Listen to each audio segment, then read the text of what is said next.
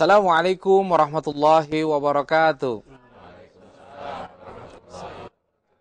Alhamdulillahirabbil alamin, puji syukur senantiasa kita panjatkan kehadirat Allah Subhanahu wa taala atas segala karunia-Nya kepada kita semua. Salawat dan salam kita sampaikan pula kepada junjungan kita Nabi besar Muhammad sallallahu alaihi wasallam. Pemirsa TVRI di mana saja Anda berada, alhamdulillah pada kesempatan pagi ini kita berjumpa kembali dalam acara kesayangan kita, acara yang penuh ilmu, kajian Kitab Kuning Sahih Bukhari. Dan alhamdulillah kita masih bersama dengan guru kita yang senantiasa mengajarkan dan membimbing kita, Dr. Ahmad Taufiqullah. Assalamualaikum Kiai. Waalaikumsalam warahmatullahi wabarakatuh. Ya, kita ketemu lagi Kiai untuk melanjutkan kajian-kajian kita yang sebelumnya.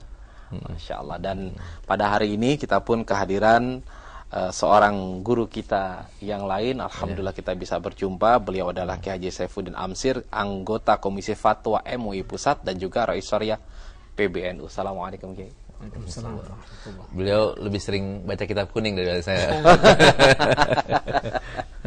Itu ya Kiai. Berarti kita luar biasa dong bisa menghadirkan beliau. Waduh, ini nanti sharing kita, tambahan ilmu kita akan semakin banyak lagi. Dan di tengah adalah pembaca kitab Ustadz Muhammad Nur Yasin. Nah, di studio pun telah hadir kelompok bapak-bapak, ibu-ibu dari Pendidikan Mubalik Al-Azhar, Kebayoran Baru, Jakarta Selatan. Assalamualaikum warahmatullahi wabarakatuh. Waalaikumsalam warahmatullahi wabarakatuh. Iya, sehat ya Bapak Ibu sekalian. Baik. Ada cerita, seorang raja itu suka kuliner, dia memasak dan dia kumpulkan 3 orang ahli yang bisa mencicipi makanan.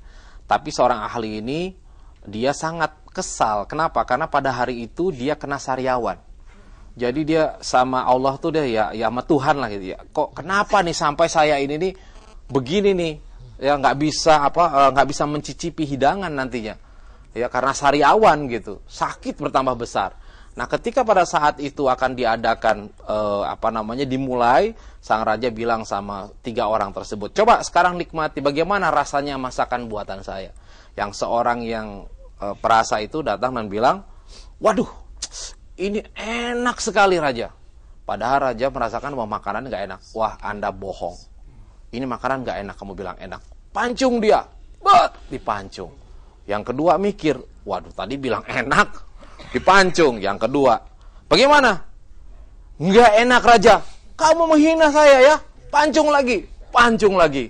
Meninggal. Begitu yang ketiga, "Bagaimana?" "Mohon maaf Raja, saya sariawan, jadi nggak bisa merasakan." Jadi terkadang kita mendapatkan masalah itu kita anggap sebagai masalah yang besar.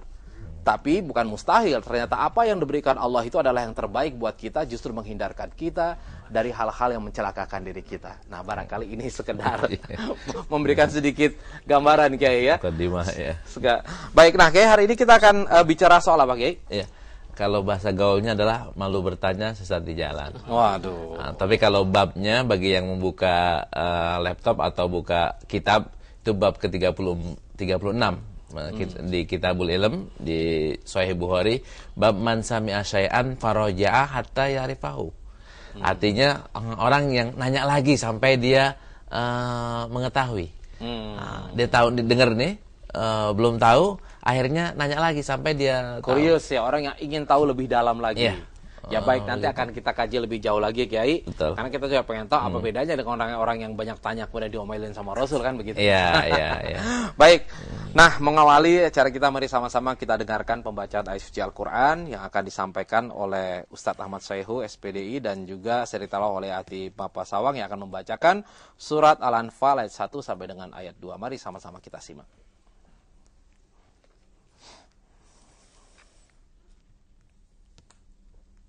أعوذ بالله من الشيطان الرجيم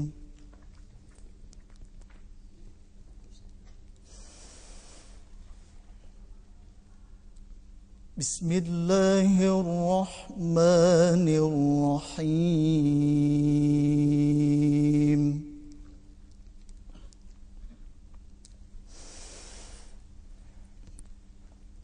يسألونك عن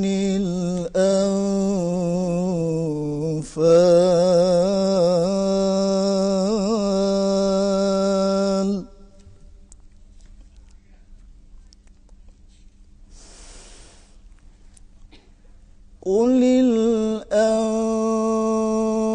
الأنفال لله والرسول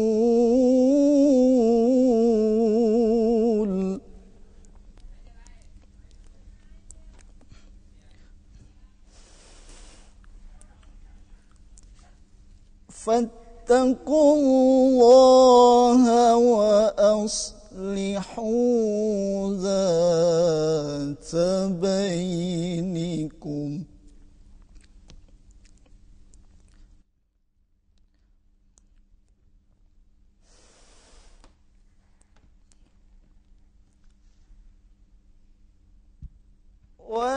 وأطيعوا الله ورسوله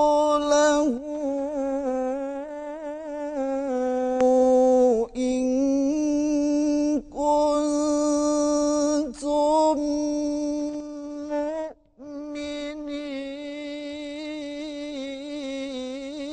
مؤمنين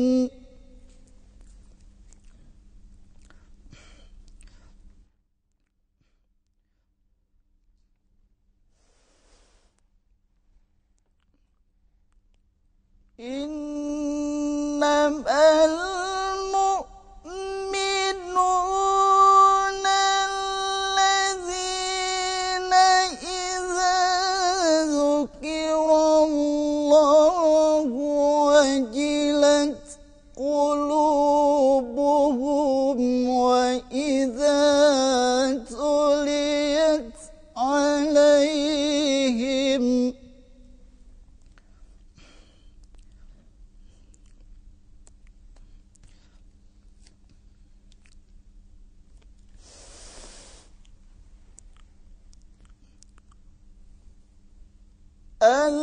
الذين إذا ذكر الله وجلت قلوبهم وإذا تليت عليهم آياته زادتهم إيمانا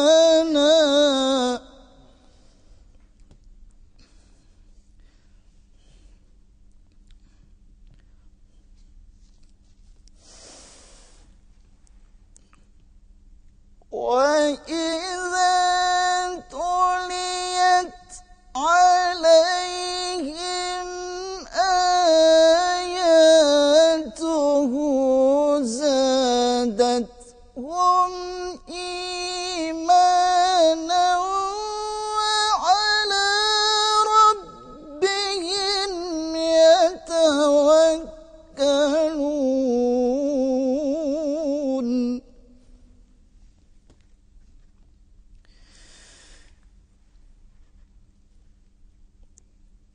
صدق الله العظيم.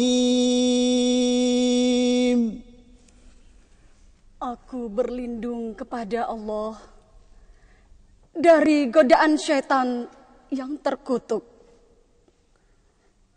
Dengan nama Allah yang Maha Pengasih, Maha Penyayang.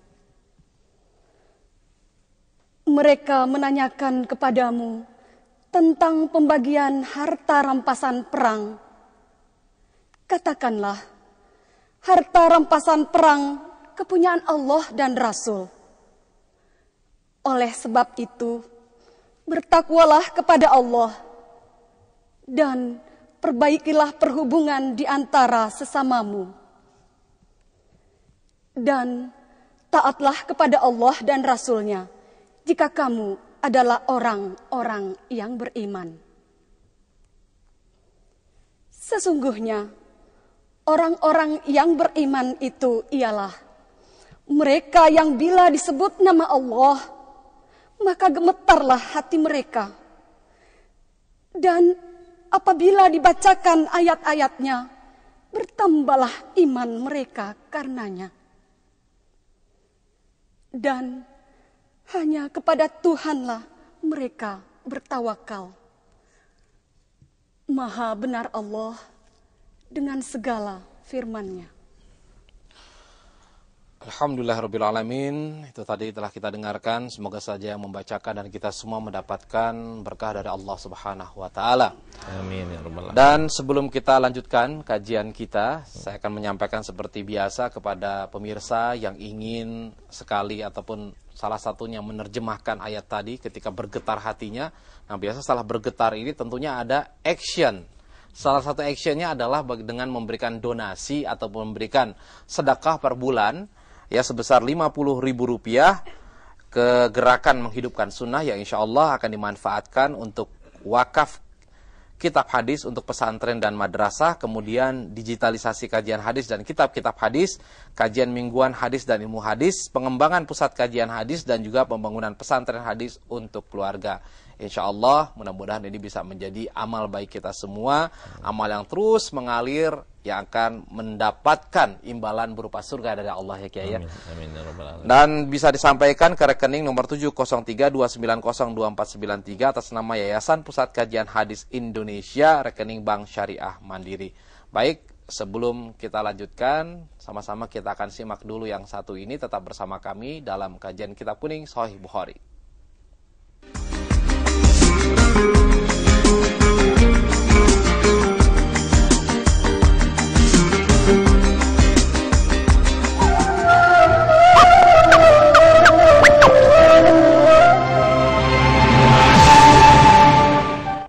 Alhamdulillah pemirsa, Anda masih bersama kami dalam kajian Kitab Kuning Sahih Bukhari dan langsung kita akan ke kiai kita Dr. Ahmad Lutfi yang akan menjelaskan tema kita sekarang ini adalah malu bertanya, sesat di jalan. Silakan Kiai. Bismillahirrahmanirrahim. Alhamdulillah wassalatu wassalamu ala Rasulillah wa ba'du. Para pemirsa TVRI di mana saja berada, rahimakumullah. Alhamdulillah pagi hari ini kita berjumpa lagi di kajian Kitab Kuning Sahih Bukhari. Mudah-mudahan kajian kita ini semakin mendekatkan kita kepada hadis Rasulullah, kepada Rasulullah, sehingga kita lebih tinggi lagi keimanan kita, lebih soleh lagi kita, dan insya Allah kita di padang mahsyar nanti akan dikumpulkan bersama Rasulullah Sallallahu Alaihi Wasallam. Amin, amin ya rabbal alamin. Hari ini kita akan mengupas bab man sami'a syai'an faraja'a hatta ya'rifahu. Di bab ke-36 hadis ke-103 di Sahih Bukhari.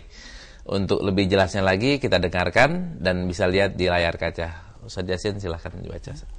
Bismillahirrahmanirrahim. Bismillahirrahmanirrahim. Babu man sami'a syai'an falam yafhamhu faraja'a fihi hatta ya'rifahu. Haddatsana Sa'id bin Abi Maryam qala akhbarana Nafi' bin Umar qala hadatsani Ibnu Abi Mulaikah anna Aisyah raja'an Nabi zaujat Nabi sallallahu alaihi wasallam anna Aisyah zaujatan Nabi sallallahu alaihi wasallam kanat la tasma'u syai'an la ta'rifuhu illa raja'at fihi hatta ya'rifuhu. Wa anna Nabiy sallallahu alaihi wasallam qala man khusiba udhiba. Qalat Aisyah faqultu awalaysa yaqulullahu ta'ala fasawfa yuhasabu hisaban yasira. Qalat faqala innama dhalikal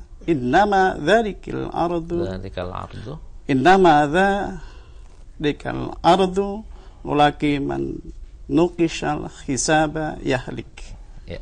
Baik, para pemirsa bisa melihat terjemahannya di layar kaca kembali. Terjemahan dari yang tadi sudah dibaca. Ibn Abi Mulaikah berkata bahwa Aisyah istri Nabi SAW tidaklah mendengar sesuatu yang tidak dia mengerti kecuali menanyakannya kepada Nabi SAW sampai dia mengerti. Dan Nabi pernah bersabda, siapa yang dihisab berarti dia disiksa. Aisyah bertanya, maka aku bertanya kepada Nabi SAW, bukankah Allah Ta'ala berfirman, fasawfa yuhasabu hisaba yasira? Aisyah berkata kepada Nabi SAW, Nabi pun menjawab, sesungguhnya yang dimaksud itu adalah pemaparan atau amalan. Akan tapi barang siapa yang didebat hisabnya pasti celaka. Nah ini ada beberapa hal yang kita bisa ambil dari hadis ini. Nanti Pak Kiai bisa menambahkan dan memperluasnya. Yang pertama adalah peran Aisyah. Peran Aisyah sebagai seorang perempuan, dan contoh dari hadis yang kemarin ya, perempuan berhak untuk belajar, dan Aisyah ternyata banyak sekali belajar dari Rasulullah. Beliau ketika belajar, mendengar sesuatu dari Rasulullah, tidak mengetahui, bertanya kepada Rasulullah untuk mengetahui yang pastinya kayak gimana sih. Jangan sampai nanti beliau menyampaikan kepada orang lain padahal itu salah. Untuk menghindari kesalahan ini, nanya dulu kepada sumbernya. Fas'alu ahla zikri in kuntum la ta'lamun. Kan Qur'annya menyuruhnya seperti itu. Nah, Aisyah nanya, ada sesuatu yang beliau ragu, manu kisah uzib, barang siapa yang bertanya atau berdebat tentang hisabnya akan diazab. Bukan Aisyah, menurut pikiran Aisyah, bukankah ini agak sedikit bertentangan dengan ayat Quran fasaufa yuhasabu hisabai yasira? Baru Rasulullah menjelaskan. Nah, ini konteksnya seperti apa? Kita ingin menegaskan bahwa yang pertama peran perempuan dalam hal ilmu pengetahuan. Yang kedua adalah sesuai dengan babnya, Imam Bukhari ingin mengangkat. Bab ini kan sebenarnya cocoknya untuk masalah kiamat ya, kiamat padang mahsyar nanti dihisab ini. Tapi Imam Bukhari menaruhnya di Kitabul Ilmi. Kenapa? Imam Bukhari ingin menekankan kita ini yang belajar, dan semua kita adalah pelajar. Kalau ada yang belum paham, ada yang belum mengerti, tolong tanya lagi sampai akhirnya kita mengerti. Bagi mubalik, ibu-ibu dan bapak-bapak adalah calon mubalik dan peserta mubalik Al-Azhar, pendidikan mubalik Al-Azhar, itu kalau mau menyampaikan, jangan menyampaikan yang tidak benar, jangan yang menyampaikan yang masih ragu-ragu. Sampaikanlah yang sudah bapak dan ibu ketahui pasti benarnya. Karena kenapa? Nanti kalau kita menyampaikan yang salah, maka dosanya pun akan kita tanggung. Kalau kita menyampaikan yang benar, pahalanya pun kita akan peroleh. Nah, Islam mengajarkan peroleh pahala, jangan kejar dosa, kejar pahala. Untuk mendapatkan pahala sebagai seorang dai, jangan menyampaikan hal-hal yang tidak baik, jangan menyampaikan hal-hal yang tidak benar. Selidiki sampai ketahui benarnya, kepastian kebenarannya, baru kemudian sampaikan. Kalau kita lihat lagi di hadis yang sebelumnya, Nabi Musa ada yang tidak paham, nanya. Iya. Sekarang ini Aisyah istri Rasulullah, kan martabatnya atau tingkatannya kan tinggi banget itu. Nggak paham juga nanya. Masa Lutfi nggak nanya, masa Ustaz Yasin nggak nanya, masa Mas Agus kalau nggak paham ya, apalagi saya tugasnya nanya. Kalau nggak nanya gimana dong? Itu apa, bapak-bapak dan ibu-ibu kalau nggak paham ya tanya. Siapa yang ditanya? Kalau Aisyah nanyanya langsung ke Rasulullah, kalau kita fas'alu ahla zikri, tanya orang yang lebih tahu. Siapa yang lebih tahu? Apakah itu ustadznya, gurunya? Kalau lebih besar lagi di negara kita ke MUI minta fatwanya, atau kalau kita mampu tanyanya ke Al-Quran. Buka Al-Quran, buka hadis, itulah sebaik-baik tempat untuk bertanya. Iya, luar biasa. Baik, Kiai, kalau ini kan sempat waktu itu Kiai menjelaskan ketika ada orang banyak bertanya justru sama Rasulullah itu agak-agak ada sesuatu gitu ya. Ya marah gitulah. Iya. Nah, sahabatnya sih yang tahu karakternya seperti itu kan. Nah, ini gimana kita melihat hal ini gitu loh? Apakah ini bukan juga hal yang kontradiktif? Rasulullah marah kan? Rasulullah marah ya. Pertama kalau ngelihat kemungkaran. Terus kalau ada orang yang bertanya yang nggak penting, ini Rasulullah akan marah. Kalau bertanya yang penting malah justru tanyalah aku. Tapi kalau bertanyanya udah hal yang tidak-tidak, nggak perlu nanya. Mas Agus pakai iPad ya? Itu iPad-nya masih ngutang atau udah lunas? Nggak perlu lah nanya udah utang atau lunas. Iya, tapi masalah penting dan tidaknya kan kadang-kala tergantung dari pemahaman orang nih, Kiai. Ada misalkan yang dijelaskan gitu ya, dia itu belum bisa memahami gitu. Mungkin dianggap, tapi yang orang lain menganggap apa sih pertanyaan begitu. Tapi menurut orang lain lagi, menurut saya ini suatu hal yang saya anggap penting buat diri saya. Apakah itu tidak subjektif juga masalah penting dan tidak standarnya penting? Standar umum. Standarnya umum. Kalau di majelis umpamanya S1, pertanyaannya yang umumnya untuk S1. Kalau masih udah S3, nanyanya adalah rukun Islam 6, yang ke-6 apa sih ya? Atau rukun iman yang 6, yang ke-6 apa ya? Masa udah S3 nanya rukun Islam? Kan nggak level, Ustaz. Iya. Harusnya nanyanya yang lebih canggih lagi gitu. Jangan nanyanya di tempat yang begitu, nanyanya yang hal yang sepele. Kalau di tempat yang dasar, ya silahkan nanya yang dasar. Iya, baik. Nah, ini saya ingin ke Kiai Syafuddin dulu ya.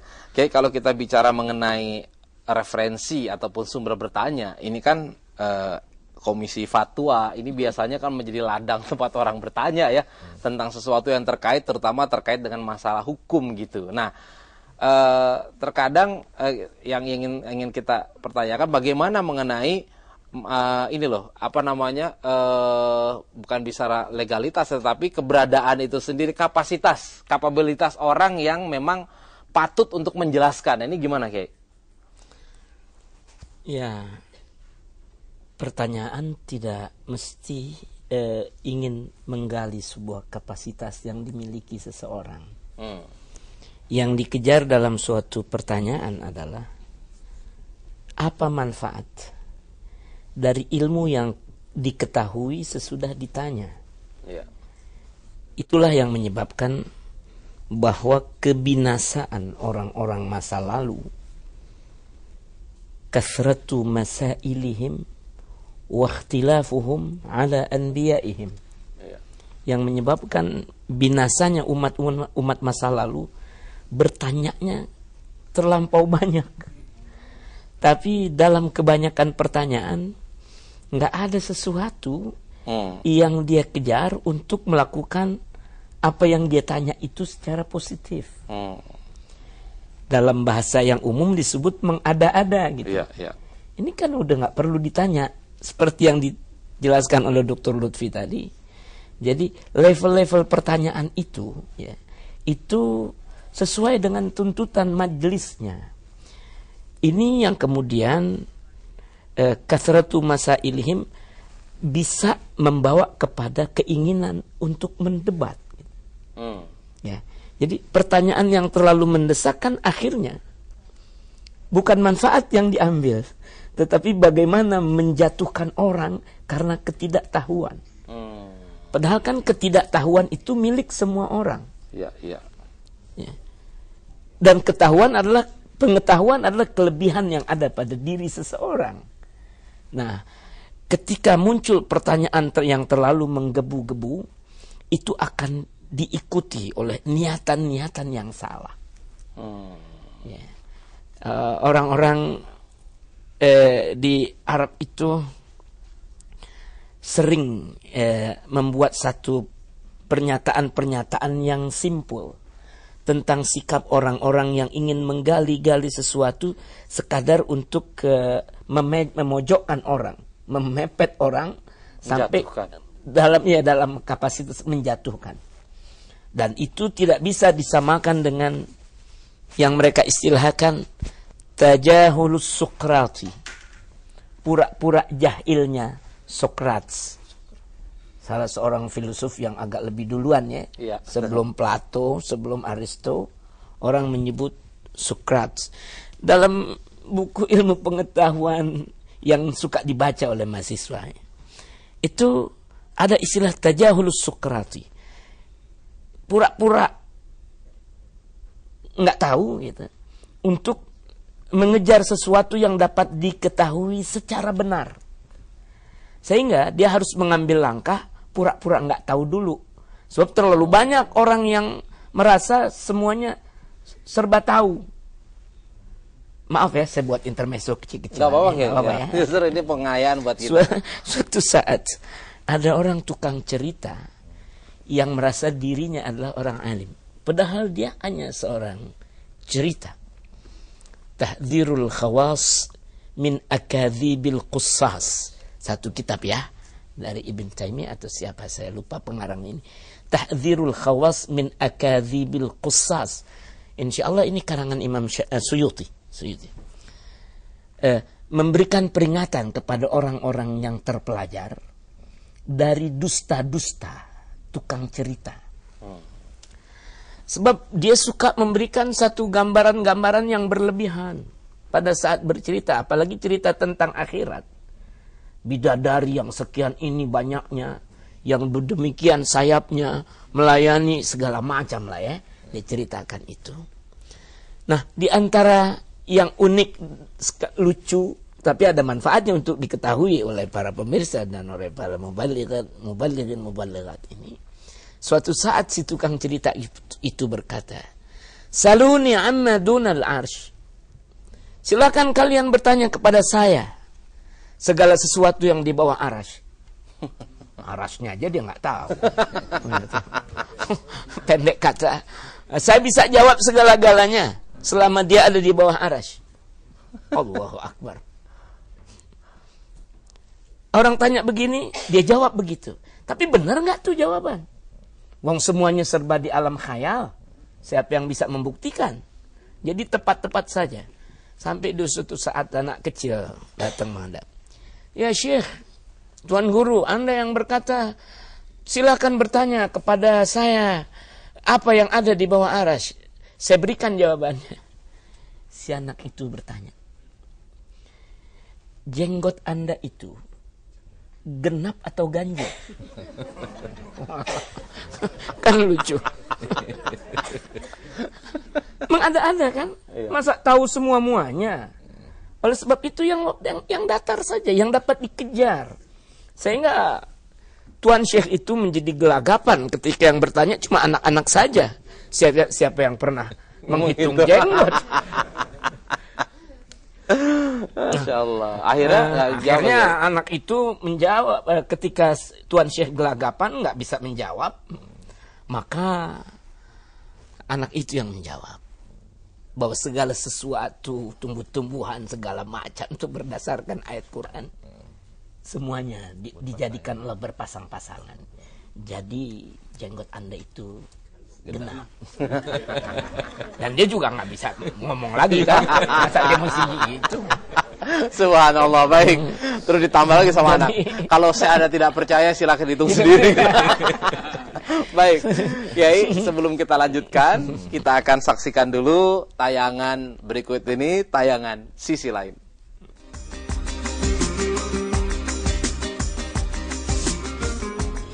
Assalamualaikum warahmatullahi wabarakatuh.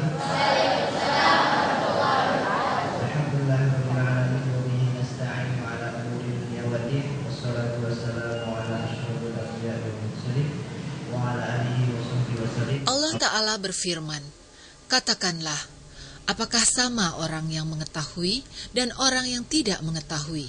Surat Az-Zumar ayat 9. Barang siapa yang dikehendaki baik oleh Allah, maka Allah akan memintarkannya dalam hal agama. Hadis HR Bukhari dan Muslim. Sesungguhnya Rasulullah SAW bersabda, "Barang siapa yang menempuh jalan untuk mencari ilmu, maka Allah akan memudahkan jalan menuju surga."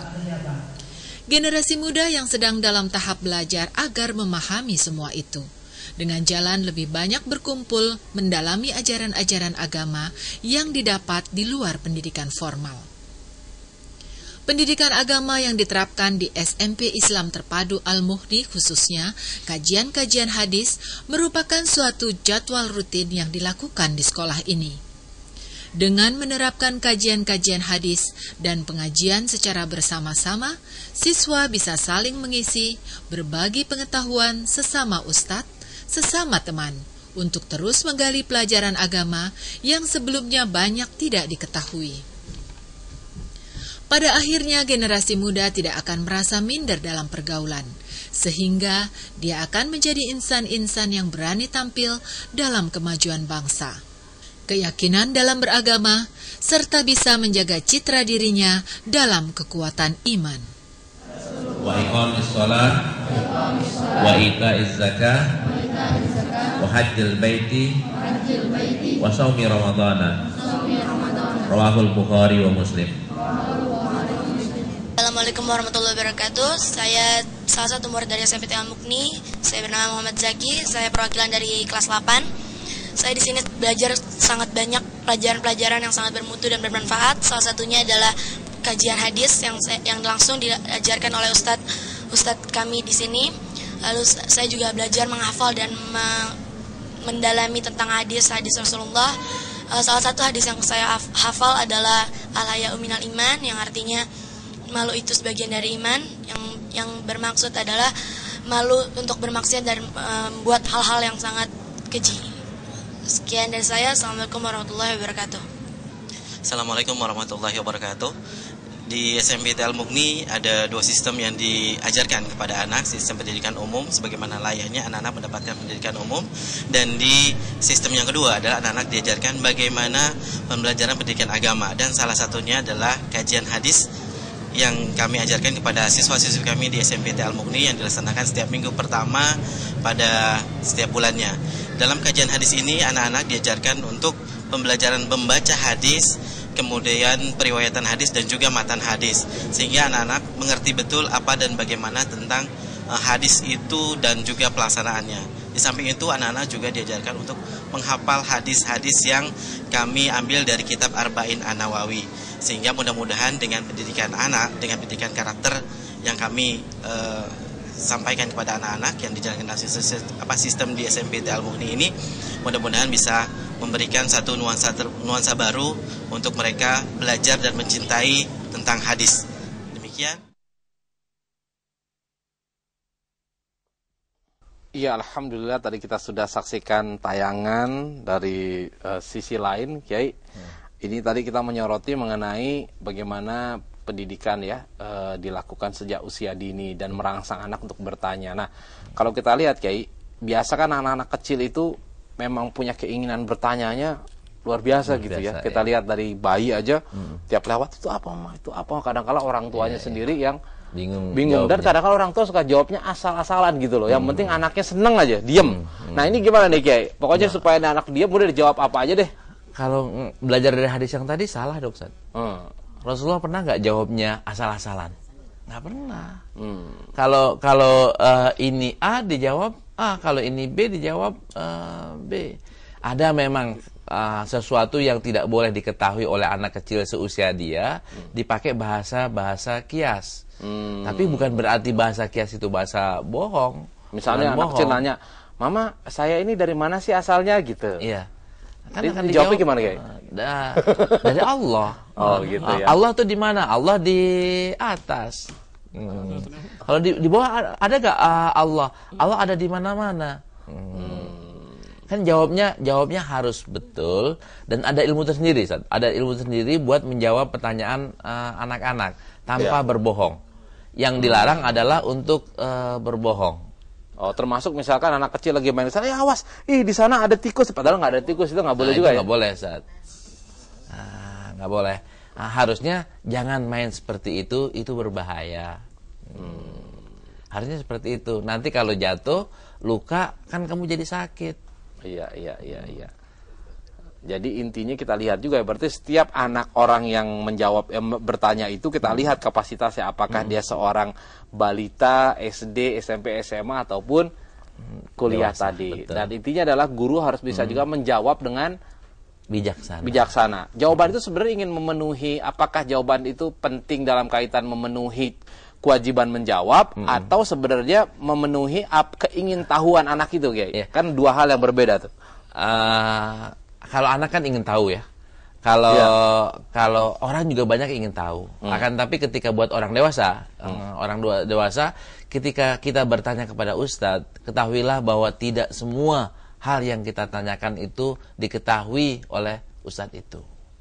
Imam Malik, kita udah pernah cerita di acara ini, Imam Malik dari Maghrib datang ke Madinah untuk bertanya kepada Imam Malik 10 pertanyaan, yang dijawab kalau nggak 1 cuma 2. Imam Malik sebagai orang yang paling pintar waktu itu di Madinah, itu hanya bisa menjawab 1 atau 2 pertanyaan dari 10 pertanyaan, Ustaz. Yang ditanyakan oleh orang yang jauh dari Maghrib, dari Maroko. Apakah aib buat Imam Malik? Enggak. Tidak aib. Yang aib adalah kalau Imam Malik menjawabnya dengan salah. dengan asal-asalan. Itu baru aib. Ya baik Kiai, mohon ditahan dulu, dan ini sebenarnya pembelajaran penting buat para ustadz ketika ditanya oleh jamaahnya, kalau tidak tahu lebih baik tidak usah menjawab, kira-kira gitu ya. Betul. Tapi nggak usah merasa bahwa kalau tidak jawab nanti kredibilitas saya sebagai ustadz akan terkurangi kayaknya. Baik, tetap bersama kami karena setelah ini kita akan kembali masih dalam kajian Kitab Kuning Sahih Bukhari.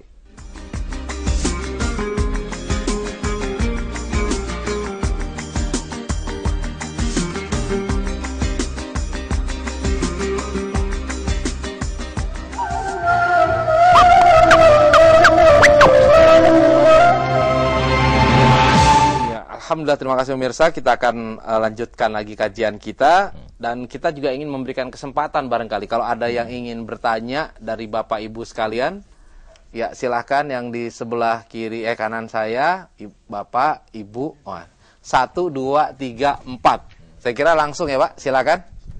Assalamualaikum warahmatullahi wabarakatuh. Waalaikumsalam warahmatullahi wabarakatuh. Soal bertanya ini tadi Pak Lutfi mengatakan malu bertanya sesat di jalan.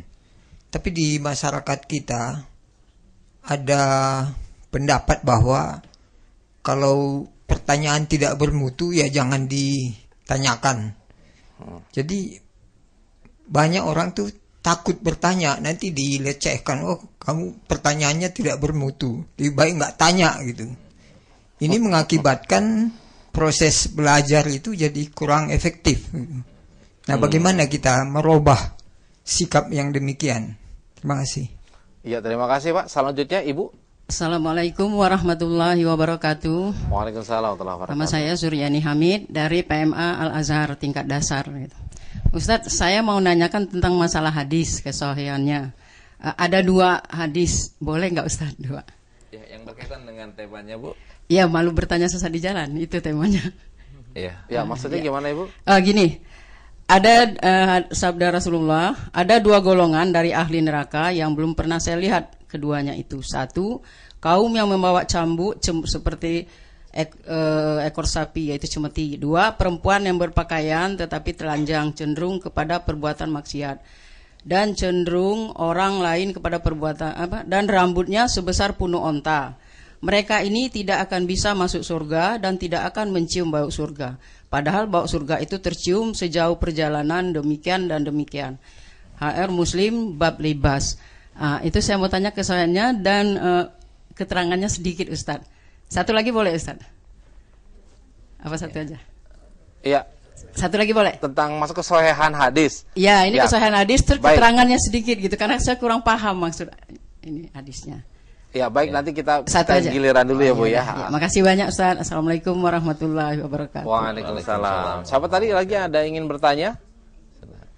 Assalamualaikum warahmatullahi wabarakatuh. Waalaikumsalam warahmatullahi wabarakatuh. Mohon maaf, saya baru kurang lebih 4 jam atau 3 jam yang lalu di Al-Azhar, di kantor kita pendidikan mubaligh, itu ada majalah syariah. Di situ baru saya baca mengenai gender yang usul dari Ibu Linda Gumilar. Ini saya kebetulan sekali, alhamdulillah ada Bapak dari Majelis Fatwa MUI, jadi saya ingin sekali mendengar bagaimana itu, karena itu keterangannya baru sedikit begitu. Jadi bagaimana asal muasalnya dan bagaimana tambahkan bantahan MUI atau bantahan dari kita semua. Ya, yang dimaksudkan di situ apa Bu? Inti dari dari gender, masalah gender. Ya. Maksudnya apakah itu memang dari pandangan Islam tentang gender itu seperti apa begitu? Iya, dengan sendirinya pandangan Islam dari segi agama kita yang saya akan tanya. Mungkin kalau dari agama lain tidak ada masalah barangkali. Dari agama kita, agama Islam. Oke, baik. Terima kasih. Wassalamualaikum warahmatullahi wabarakatuh. Waalaikumsalam. Dan yang terakhir tadi, Ibu silakan di belakang. Assalamualaikum Ustadz. Saya ingin bertanya tentang hadis yang mengatakan tidak akan masuk surga seseorang yang di dalam hatinya ada sedikit rasa kiber. Dan itu kalau melihat hal itu kayaknya tipis harapan, karena kita semua ini kayaknya punya rasa kiber dalam hati. Apakah ada manusia yang tidak punya sama sekali rasa kiber itu? Terima kasih. Ya, baik, saya kira bisa langsung ditanggapi. Ya, Ustaz, satu persatu. Ada pertanyaan buat saya, ada pertanyaan buat Pak Kiai, atau kita bagi dua Ya, aja. baik, silakan. Atau saling menambahi. Ya. Tadi pertanyaan soal hadis tadi. Hadis tadi di ujungnya sudah dikatakan hadis riwayat Muslim. Ketika hadis riwayat Muslim, maka secara ilmu kaidahnya semua yang diriwayatkan oleh Imam Bukhari dan Imam Muslim adalah sahih. Tinggal permasalahannya apakah kita memahami maknanya atau tidak. Kalau secara kuantitasnya, maka dipastikan hadis itu sahih. Kalau riwayatnya Imam Bukhari atau Imam Muslim. Banyak orang yang tidak paham artinya, nanti akhirnya mendoifkan hadisnya. Ini yang sangat tidak bagus ya. Kalau kita tidak paham, maka bertanyalah. Ini mungkin yang bisa saya jawab untuk pertanyaan yang pertama. Selanjutnya saya tidak bisa jawab, Ustaz. Nah, pertanyaan yang terakhir, nanti ada yang buat Pak Kiai. Pertanyaan terakhir, itu kan orang yang terakhir ya, orang yang yakhruju layarul jannah, tidak akan masuk surga, orang yang di dalam hatinya masih ada secuil kesombongan. Yang kesombongan yang paling besar adalah kekufuran. Nanti kan yakhruju minan nar, hadis sahih yang lainnya, yakhruju minan nar man kana fi qalbihi misqala dzarratin min iman. Min iman. Ini kan ada sedikit keimanan. Nah, iman dengan takabur itu bertentangan, Bu. Setan itu kufur dengan Allah atau kepada Allah itu bukan karena tidak tahu, akan tapi karena sombong. Sombong. Nah, kita jangan sampai sombong. Adakah kita semuanya ini tidak punya sombong? Mungkin sombong yang kecil mungkin ada ya. Tapi sombong yang besar insya Allah tidak ada. Yang untuk sombong yang kecil pun disuruh untuk dikikis. Dikikis. Orang yang sombong kan tidak mau tawadhu, Bu. Tidak mau merendahkan dirinya. Tidak mau merendahkan dirinya karena dia merasa hebat. Padahal manusia adalah makhluk yang lemah, makhluk yang membutuhkan orang lain, makhluk yang membutuhkan sesuatu yang lain. Masa yang membutuhkan akan berlaku sombong? Kalau sombong dalam artian yang kehidupan sehari-hari ya, mungkin bahasanya bukan sombong beneran kali, Bu. Bukan sombong, maksudnya sombong yang kepada kekufuran. Tapi kalau sombong kekufuran, memang itu akan bermasalah buat dia untuk masuk ke surganya.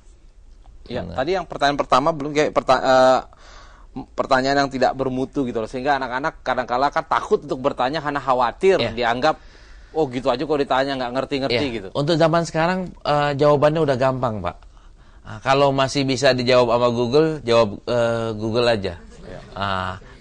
Tapi kalau Google kan mungkin salah gitu. Mungkin salah karena yang buat orang non-muslim. Karena itu tanyalah kepada Al-Quran. Kan kita udah bikinin iniannya, udah bikinin programnya. Bisa lihat di layar kaca atau silakan buka di web tanyalah alquran.com. Ini kita bisa bertanya di sini. Bapak mau nanya apa? Tinggal klik gini, pilih dari sini.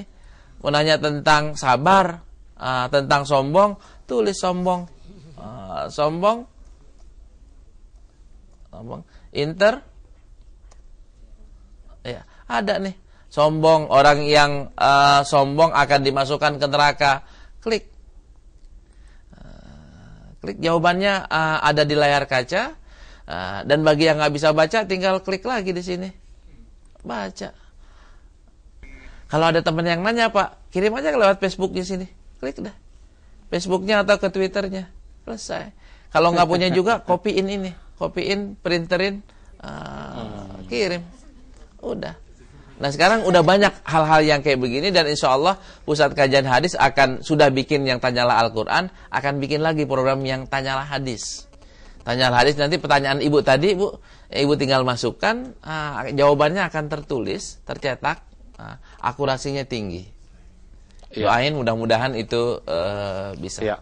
Mungkin ada terkait dengan budaya kadang-kala. Kalau misalkan kita lihat ya, kalau anak-anak, mohon maaf ini, anak-anak yang misalkan anak bule gitu ya di sekolah-sekolah asing itu kalau dikasih pertanyaan mereka semua tuh tunjuk tangan gitu loh, berani. Kadang-kala kalau di sekolah kita itu kalau siapa mau bertanya pada belaga bengong melengah sono gini gitu. Nah, mungkin dari sikap mental seperti ini artinya yang satu takut mungkin karena ada takut kalau bertanya entah itu nanti pertanyaannya dibilang tidak kreatif, tidak bagus. Nah, mungkin sekat ini Kiai bagaimana cara untuk menghilangkan gitu. Pak Kiai Saifuddin Amsir punya jam terbang mengajarnya lebih tinggi, kalau gitu, pengalamannya lebih luas gitu. Ya, kita minta Kiai sampaikan juga Saifuddin terkait juga dengan tadi itu pakai beberapa poin yang barangkali perlu untuk dijawab. Silakan. Kelihatannya yang masih mengganjal ya pada penanya tentang hadis Rawahul Bukhari yang masih dipertanyakan sahih apa enggak kayak gitu. Padahal kan itu sebenarnya sepatutnya sudah dipahami sejak dini bahwa kan udah Muslim kayak gitu loh ya. Tetapi ada yang terasa menimbulkan kesenjangan buat si penanya sampai Rasulullah SAW menyabdakan sesuatu yang si penanya ini menjadi nggak mengerti dan aku belum melihatnya. Ada dua kelompok yang dinyatakan akan muncul pada akhir-akhir zaman, kelompok A dan kelompok B.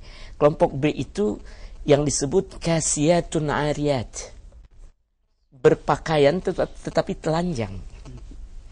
Pada zaman Nabi belum kelihatan orangnya.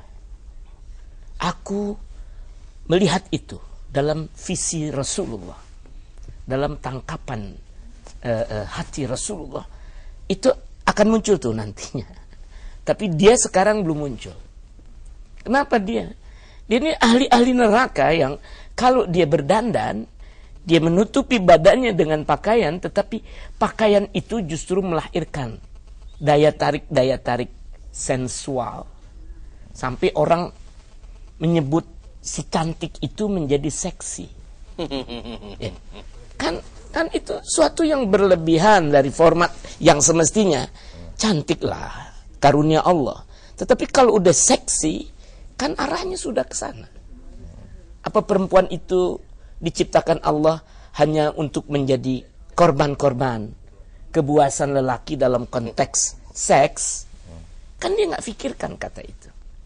Nah, jadi itu semakin banyak nanti berdandan tetapi mengambil daya tarik. Ya, pakaiannya menimbulkan sesuatu yang mestinya ditutup. Sekarang justru dipajang. Jadi dia berpakaian tetapi dia telanjang. Itu maksudnya.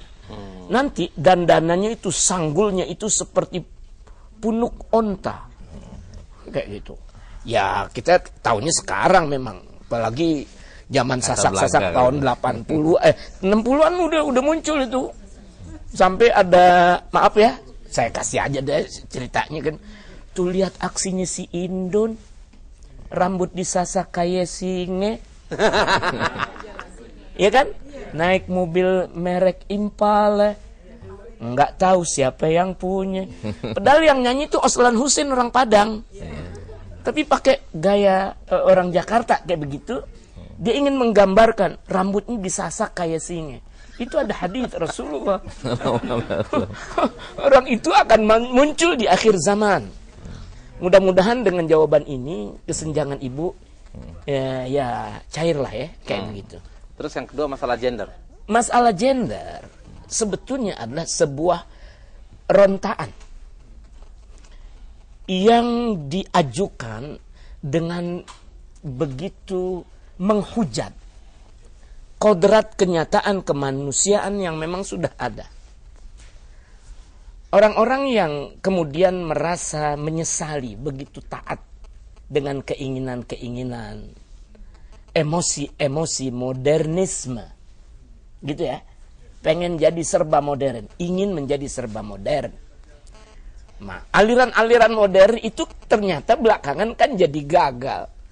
Ketika ada lagi yang lebih merasa mendingan saya dari modernisme.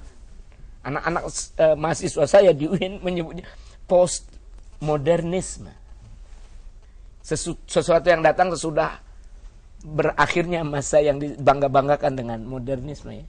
Nah, pertanyaan yang belakangan ini justru, hey, orang-orang yang begitu meluap-luap ingin membicarakan tentang gender, padahal yang engkau cari adalah gender itu udah harus hangus sajalah, hapus sajalah dari peradaban gitu. Karena inginnya serba sama. Mereka tuh orang barat itu jadi bertanya sekarang, dapatkah kamu menyamakan antara she and he?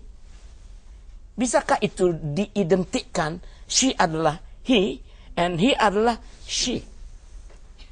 Akhirnya pertanyaan yang gede-gedean tuh jadi begitu. Sehingga sebuah kegagalan untuk menjadi fanatik terhadap masalah gender kadang-kadang melahirkan luapan-luapan pertanyaan sehingga lupa pada kodrat dirinya masing-masing. Apakah di suatu saat lelaki akan dipaksa untuk menyusui bayinya? Padahal kan badannya tipis kayak papan penggelesan. Iya, puting susunya begitu kecil, nggak melahirkan susu. Apa mesti dibegitukan? Atau perempuan yang kemudian membalik dirinya, sudah tidak lagi mau menyusui anaknya, sehingga dia courting saja, minta maaf ya, labu susunya itu menjadi kecil seperti lelaki. Tapi dia bisa nggak mengganti dagingnya menjadi keras sekeras daging laki-laki? Ahli ilmu pengetahuan mengatakan ada yang berbeda di situ. Pendek kata, gender jangan dipaksain dong. Pada batas-batas yang alamiah itu harus Anda akui gitu. Lelaki kan nggak ada mens, nggak kena menstruasi, dan lelaki bersifat lebih agresif mestinya dari perempuan. Iya.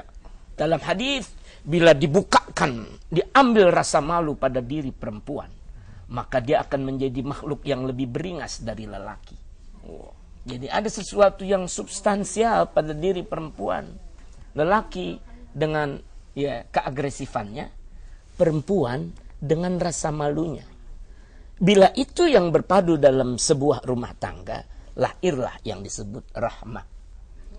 Mawaddah, sakinah, rahmah. Ya. Nah, kalau dua-duanya agresif, main tonjok-tonjokan laki dengan perempuan. Dalam bahasa saya yang bebas ya, kayak begitu. Jadi untuk ilmu, maafkan saya agak sedikit silakan, lebar. Saya dulu mengajar filsafat ilmu di UIN. Sampai sekarang juga saya guru UIN, tapi jurusannya tafsir hadis sekarang. Dulu di filsafat. Kesimpulan dari ahli-ahli ilmu itu berkata, ilmu adalah apa yang engkau tahu, bukan apa yang engkau mau. Kadang-kadang orang memasukkan daerah kemauan menjadi pengetahuan. Menurut saya begini, menurut saya begini, makanya Anda juga mesti begini. Padahal itu kemauan, bukan ilmu, bukan pengetahuan. Nah, bila itu sudah menjadi suatu tema yang sangat serius dibicarakan oleh manusia, sesudah dia secara ilmiah ya bisa mengotak-atik daerah gendernya sendiri, yang laki jadi perempuan, dibongkarlah daerah kelelakiannya itu untuk jadi perempuan. Sebuah kemauan. Mungkin ada alasan-alasan yang masih patut ya di sini, mungkin. Atau mungkin di suatu saat si perempuan juga merubah dirinya jadi lelaki, dia mulai main harter, mulai ini. Bila nanti tangannya udah bersepir, udah apa, kuat kayak begitu, lalu umurnya nambah nanti, ya Allahu Rabbi, kayak orang dipercantik dengan operasi plastik, musim dingin kenceng, musim panas baik ya, berlari dari kodrat. Baik, itu waktu bukan kita ilmu. Udah selesai, udah habis. Mohon maaf ini. Iya nggak apa-apa. Baik, Kiai, minggu depan kira-kira kita akan bicara apa ini? Ini kan kaitannya kita sambung antara tiga yang kemarin. Habis ngajarin pembantu, ngajarin istri, perempuan disuruh belajar, kalau nggak tahu disuruh nanya. Kalau gitu yang harus dipelajarin apa? Al-hirs alal hadis. Yang harus diperhatikan benar Quran, habis itu hadis. Nah, ini ada babnya adalah bab tentang kepedulian yang tinggi terhadap hadis Rasulullah Sallallahu Alaihi Wasallam. Itu yang akan kita baca besok. Baik, alhamdulillah hari ini luar biasa ya kita mendapatkan pencerahan dari dua orang guru kita. Semoga ini memberikan wawasan yang lebih luas kepada kita semua. Amin. Dan kita lebih nyaman nanti insya Allah dalam melakukan kehidupan kita. Dan di akhir seperti biasa kita ingin mengajak kepada Anda untuk bersama-sama ini menjadi penghuni surga melalui pintu sedekah dengan menyampaikan dana sejumlah 50.000 per bulan ke rekening Bank Syariah Mandiri di 70329024993 atas nama Yayasan Pusat Kajian Hadis Indonesia yang insya Allah akan dimanfaatkan dalam gerakan menghidupkan sunnah, wakaf kitab hadis untuk pesantren madrasah, kemudian yang kedua digitalisasi kajian hadis dan kitab-kitab hadis, kajian mingguan hadis dan ilmu hadis, pengembangan pusat kajian hadis serta pembangunan pesantren hadis untuk keluarga. Dan juga jangan lupa kami selalu mengingatkan bahwa di bulan April ya acara kita ini berpindah dari hari Minggu menjadi hari Sabtu dengan jam yang sama.